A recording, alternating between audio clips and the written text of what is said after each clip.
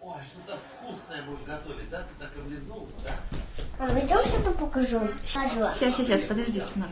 Мама, идем что-то покажу. Сейчас, подожди, сейчас приду я. Где ты живешь в Москве?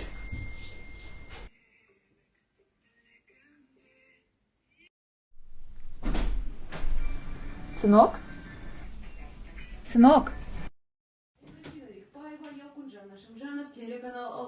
В Алматы 4-летний ребенок выпал из окна второго этажа частного дома. ЧП произошло среди бела дня, когда мама девочки отвлеклась, занимаясь домашними делами. Мам! Чрезвычайные ситуации в большинстве случаев происходят от безответственности и невнимательности граждан. Будьте бдительны, уделяйте время родным и близким.